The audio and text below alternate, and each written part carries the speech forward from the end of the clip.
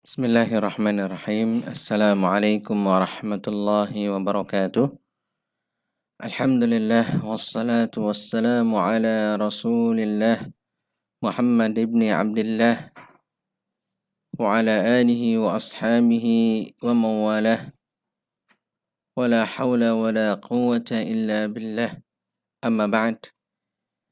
Anak-anak sekalian, alhamdulillah kita tidak boleh lupa untuk selalu bersyukur kepada Allah Subhanahu wa taala atas nikmat dan karunia Allah Subhanahu wa taala, terutama adalah nikmat kita masih tetap untuk diberi kesempatan di dalam belajar. Alhamdulillah kita kembali dipertemukan oleh Allah di dalam pelajaran Usulul Fiqhi untuk kelas 9 SMPI Al-I'tisam Karawang. Kita masuk ke dalam pertemuan yang kelima. Tema kita adalah pengertian sebagian istilah-istilah di dalam ilmu usulul fiqhi. Dalam bahasa Arabnya di buku panduan di situ judulnya adalah ta'rifu atau ta'rifun bi ba'di mustalahati ilmil usul. Pengertian sebagian istilah-istilah ilmu al-usul, yang maksud ilmu usulul fiqhi. Kata beliau al-Imam Al-Juwaini, wal fiqhu akhassu minal ilmi. Fikih itu lebih khusus daripada ilmu. Nah, ilmu secara umum. Sedangkan fikih itu adalah lebih khusus daripada ilmu. Ya. Wal ilmu ma'rifatul ma'lum. Ilmu itu adalah mengetahui sesuatu yang sudah diketahui. Nah, ma'rifatu ma'lum, mengetahui ma'rifah. Al-ma'lum, sesuatu yang sudah diketahui. Ala ma huwa bihi, ya, sesuai dengan hakikat yang sesungguhnya. Ya. Mengetahui sesuatu yang sudah diketahui sesuai dengan hakikat yang sesungguhnya. Artinya pengetahuannya itu adalah 100%. Ya, 100%. Tidak hanya setengah-setengah. Nanti kalau di dalam buku yang lain disebutkan nanti ada tingkatan-tingkatannya. Ada al-ilmu, ada al-dhan, kemudian ada al-waham, ada al-jahal. Ya. Tapi di sini tidak, ya, kita ringkas saja, ya. Wal jahlu tasawwuru syai' ala khilafi ma huwa bihi. Nah, sekarang al-jahlu.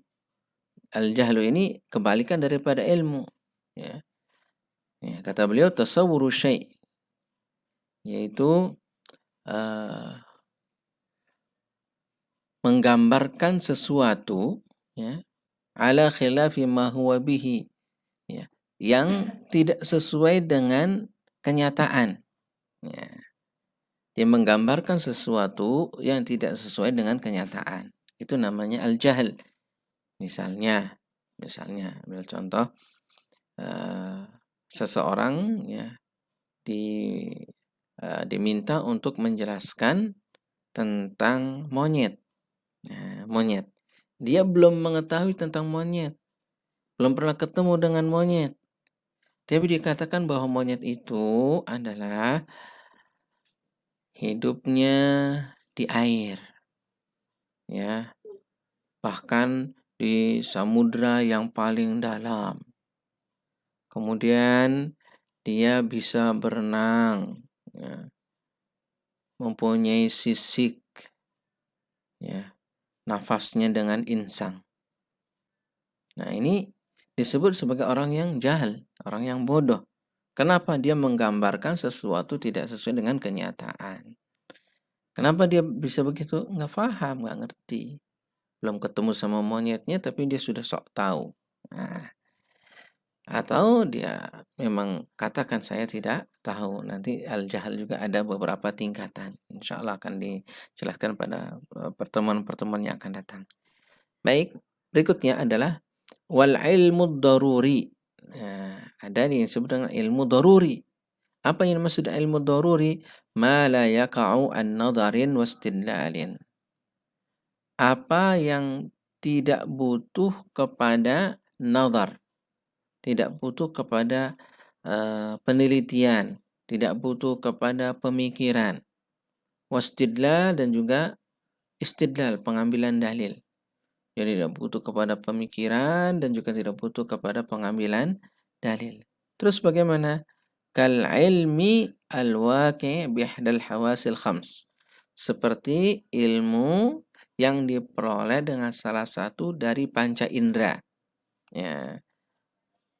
Allati hiya hasatus sama'. Misalnya adalah dicontohkan di sini dengan memperoleh dengan pendengaran, mendengar, ya, mendengar. Mendengar misalnya ada suara, ya, seperti yang antum sekarang, ya, mendengar, ya. Selama pendengaran antum itu sehat, maka antum bisa mendengar dengan baik. Ini ada suara, ya, orang yang sedang berbicara. Wal basar, dengan penglihatan, ya, kita bisa melihat warna. Misalnya, oh itu daun warnanya hijau, atau misalnya benda apa warnanya kuning, warnanya merah, ya. Itu dengan penglihatan. Wasyam, dengan penciuman, oh ini wangi, ya. Ini wangi. Oh, ini baunya busuk. Nah, itu. Tanpa ada berpikir karena langsung begitu, ya. Wal dzauq dengan perasaan, ya. Dzauq dengan rasa, ya. Rasa itu misalnya adalah gula itu rasanya apa? Manis. Kalau racun, wah rasanya macam-macam sih racun, ya. Ada yang nggak enak begitu, ya. Dan seterusnya ada rasanya, ya. Gula, kemudian garam rasanya apa? Asin. Nah, langsung nggak perlu berpikir, oh asin, manis, nggak perlu begitu, kan. Lams itu dengan disentuh. Oh ini kasar, ini halus, ya. Nah, ini dengan sentuhan. Au bitawatur, atau dengan tawatur, artinya dengan kabar yang mutawatir. Semua orang juga sudah tahu begitu, ya, dengan sudah tahu. Misalnya contoh, api itu panas. Nggak perlu orang itu berpikir api itu panas apa enggak, ya. Nggak perlu. Dia sudah tahu. Es itu dingin.